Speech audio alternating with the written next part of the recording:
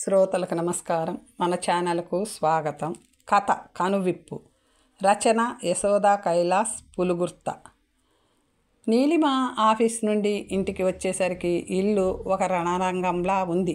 హాల్లో 5 ఏళ్ల కూతురు నిత్య ఇంకా స్కూల్ యూనిఫామ్లోనే ఉంది. 3 ఏళ్ల శరత్, నిత్య కలిసి న్యూస్ పేపర్ను చింపి ముక్కలు చేస్తున్నారు.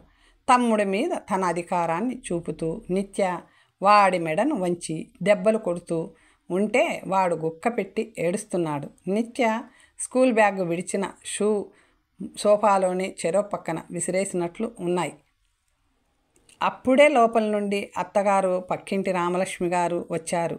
రామలక్ష్మి గారు నీలిమ వైపు ఓరగా చూస్తూ వస్తానండి పార్వతి గారు అంటూ వీడ్కోలు తీసుకొని వెళ్ళిపోయింది. రోజు దాదాపుగా అదే పరిస్థితి. నీలిమ ఆఫీస్ నుండి వచ్చేసరికి కాస్త పిల్లలను సముదాయించడం, మనవరాలికి స్కూల్ యూనిఫామ్ మార్పించడం లాంటి పనులేవి అత్తగారు చేయరు. తను పెద్దగా ఆవిడ నుండి ఏమీ ఆశించడం లేదు కూడా. 3 ఏళ్ల శరత్తును రోజంతా ఆవిడే చూసుకుంటున్నారు కదా అని కూడా నీలిమ జాలి పడుతుంది. కానీ ఆ బాధ్యత ఇంకా తప్పదురా దేవుడా అనుకుంటూ కోడలు ఎప్పుడొస్తుందా, ఆ బాధ్యత నుండి విముక్తి అవుదామా అనుకుంటుంది ఆవిడ. గవర్నమెంట్ ఇరిగేషన్ డిపార్ట్మెంట్లో జూనియర్ ఇంజనీర్గా పనిచేస్తుంది నీలిమ. ఆమె భర్త కృష్ణమోహన్ జూనియర్ కాలేజీలో ఫిజిక్స్ లెక్చరర్గా పనిచేస్తున్నారు. కాలేజీ తర్వాత అక్కడ విద్యార్థులకు ఎంసెట్, ఐఐటి కోచింగ్ క్లాసుని తీసుకొని రాత్రి 7 గంటలకు కానీ అతను ఇంటికి రాడు. ఇంట్లో ప్రొద్దుటే లేచి టిఫిన్ వంట చేసి కూతురిని స్కూల్కి పంపించి అప్పుడు ఆఫీసుకి బయలుదేరుతుంది నీలిమ. 3 ఏళ్ల శరత్ స్నానం కూడా నీలిమే చేయించాలి. మొదట్లో అత్తగారు చేయిస్తారనుకుంటూ ఆఫీస్కి వెళ్ళిపోయేది. కానీ ఒకరోజు అత్తగారు వాడికి స్నానం చేయించడం నా వల్ల కాదమ్మాయి, ఆ పని కూడా నువ్వే పూర్తి చేసి వెళ్ళమని చెప్పింది. మామగారు లేని మూలాన అత్తగారు వీరితోనే ఉంటారు. కోడలు ప్రొద్దుటే ఆఫీస్కి వెళ్తే ఎప్పటికో వస్తుంది. పాపం, చేయగలిగిన సహాయం చేద్దామని కూడా ఆవిడ అనుకోరు. నీలిమది సర్దుకుపోయే స్వభావం. ఆఫీస్ నుండి ఇంటికి రాగానే కాసేపు కూడా కూర్చోకుండానే వెంటనే పనిలోకి దిగుతుంది. భర్త వచ్చేసరికి ఇంటిని, పిల్లలను నీట్గా ప్రశాంతంగా ఉండాలని నీలిమ తాపత్రయం. నీలిమ ఆఫీస్కి వెళ్ళాక భోజనం చేయగానే పక్కింటి రామలక్ష్మి గారు వచ్చేస్తారు. ఆవిడ కోడలు హౌస్ వైఫ్, అన్నీ ఆ అమ్మాయే చూసుకుంటుంది. ఈవిడకు పని పాట ఉండదు, తోచదు. పార్వతమ్మ గారింటికి వచ్చేస్తుంది. ఇక వారిద్దరి కాలక్షేపం. లోకంలోని కోడళ్ళే చుట్టుపక్కల ఇళ్లల్లోని కోడళ్ళు, బంధువులింట కోడళ్ళే కాకుండా వారి కోడళ్ళ గురించి కూడా అనర్గళంగా చర్చలు చేసుకుంటూ వాళ్లపై లేనిపోని అభియోగాలు చేస్తూ సంతృప్తి పడిపోతారు. మీరు చూడడమేమిటండి, మీ మనవడిని ఈ వయసులో మీ కోడలేమో టిప్ టాప్గా తయారై ఆఫీస్కు వెళ్తూ లక్షలు సంపాదిస్తుంది. మీరేమో ఒక పని మనిషిలా పొద్దుటి నుంచి సాయంత్రం వరకు ఈ పిల్లాడిని సాకడమేంటండి, హాయిగా ఈ వయసులో ఏ బాధరాబందీలు లేకుండా స్వేచ్ఛగా ఉండాలి కానీ అంటూ లేనిపోని ఆలోచనలను పార్వతమ్మ గారి తలకాయకు అంటిస్తుంది. నీలిమ పెళ్ళై అత్తవారింటికి వచ్చాక అత్తగారు నీలిమతో బాగానే ఉండేది. ఆవిడే వంట పని అంతా చూసుకునేవారు. మనవరాలు పుట్టాక కూడా ఆ పాపను బాగానే చూసేవారు. ఎప్పుడైతే రామలక్ష్మి గారు వారి పక్కింటిలోకి వచ్చారో అప్పటి నుండి ఆవిడలో మార్పు చోటు చేసుకుంది. రామలక్ష్మి గారి కోడలు ఉద్యోగస్తురాలు కాదు. కోడలిపై అత్తిరకం చేస్తూ ఆ అమ్మాయి మీద లేనిపోని చాడీలు చెబుతూ అత్తగారులు అంటే నాలా ఉంటేనే రోజులంటూ పార్వతమ్మ గారికి హితోపదేశం చేస్తుంది.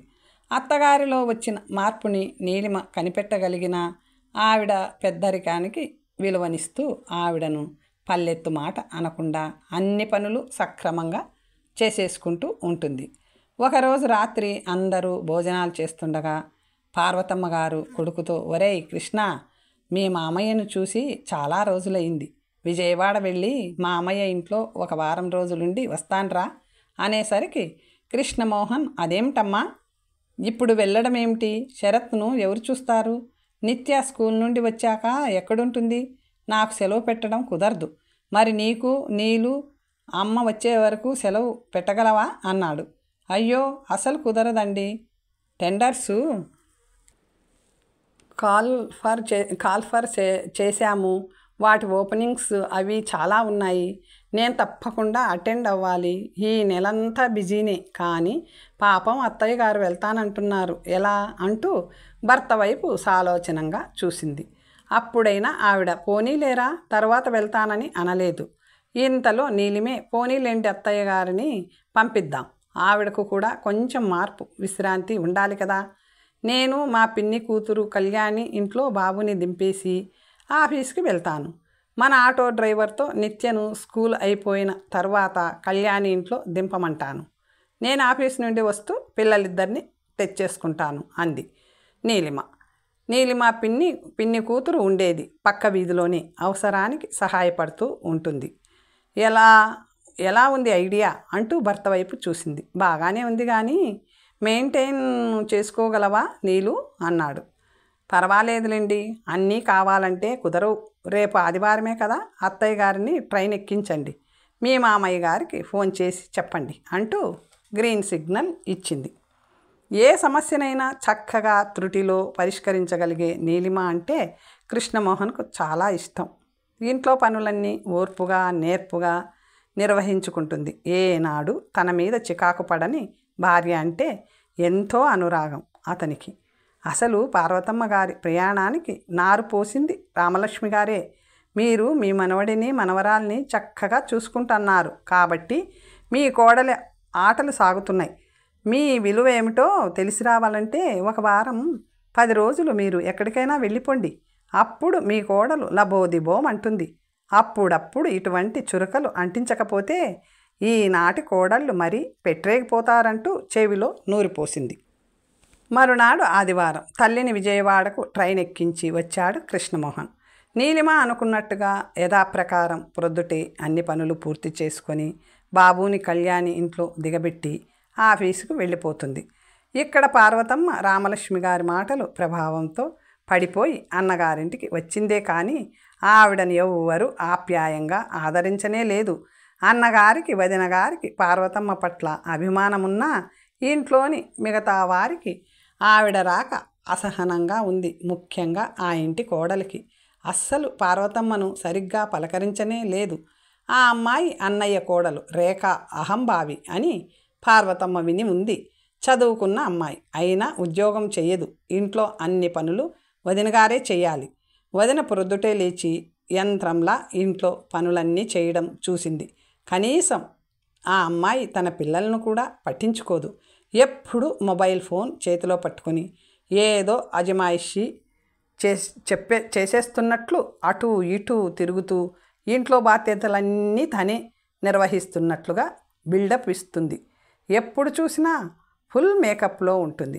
ఎవరో ఒకరు స్నేహితులంటూ వస్తూనే ఉంటారు. మామగారి ఎదుటే పొట్టి టీ షర్ట్లు జీన్సుతో తిరుగుతూ ఈనాటి ఆధునికతకు ప్రతీకగా ఉంటుంది. పెడసరి మాటలతో మామగారిని అత్తగారిని చిన్నబుచ్చుతూనే ఉంటుంది. అన్నయ్య వదిన ఆ అమ్మాయి ప్రవర్తనకు ఆవేదన పడడం ప్రత్యక్షంగా గమనించింది పార్వతమ్మ. పార్వతమ్మ వచ్చి వారం రోజులు పోయాయి. కొడుకు కోడలు మామూలుగా యోగక్షేమాలు అడుగుతూ ఫోన్ చేస్తున్నారే తప్ప వచ్చేయమని మాత్రం అనడం లేదు. అమ్మను వచ్చేయమంటానని కృష్ణమోహన్ అంటున్నా నీలిమే, అయ్యో పాపం, ఆవిడను కొన్నాళ్ల పాటు ఉండనియండి. మీ మామయ్య అత్తయ్యతో ఆవిడకు చక్కని కాలక్షేపం అవుతుందేమో అంటూ భర్త ప్రయత్నాన్ని నివారించింది. మరో 5 రోజులు గడిచిపోయాయి. ఒక్కరోజు రేఖ పార్వతమ్మ దగ్గరకు వచ్చి, ఇంకా మీరు ఇక్కడ ఎన్ని రోజులు ఉంటారండి? అసలు మీకు తిరిగి మీ ఊరు వెళ్ళిపోవాలన్న ఉద్దేశమే లేనట్లుగా కనబడుతుందే అనేసింది ఠక్కున. మిమ్మల్ని మీ అబ్బాయి కోడలు ఇక్కడికి శాశ్వతంగా పంపేయలేదు కదా అదో జోకులాగా అంటుంటే పార్వతమ్మ గారి ముఖం నల్లగా మాడిపోయింది. నోట మాట రావడం లేదు. అవమానంతో ఆవిడ కళ్ళు కన్నీటితో నిండిపోతుంటే తల ఉంచుకుంది. మా ఇల్లేమీ అతిథి గృహం కాదు. రోజుల తరబడి బంధువులను పోషించడానికి అంటూ విసవిస అక్కడి నుండి నడుస్తూ వెళ్ళిపోయింది. రేఖ మాటలకు పార్వతమ్మ గారి ముఖం సిగ్గుతో చితికిపోయింది. ఇంకా నయం అన్నయ్య వదిన రేఖ మాటలు వినలేదు. విని ఉంటే ఇంటి ఆడబడుచుకి జరిగిన అవమానానికి బాధపడి ఉండేవారు అనుకుంది. వెంటనే ఒక నిర్ణయానికి వచ్చేసి మరుసటి రోజునే అన్నగారి చేత టిక్కెట్టు తెప్పించుకొని హైదరాబాద్ తిరుగు ప్రయాణం అయ్యింది పార్వతమ్మ. ఏమిటో ఒక రకమైన ఆవేదన మనసుని కోసేస్తుంటే కొడుక్కి తను బయలుదేరుతున్నట్టుగా కూడా ఫోన్ చేసి చెప్పలేదు.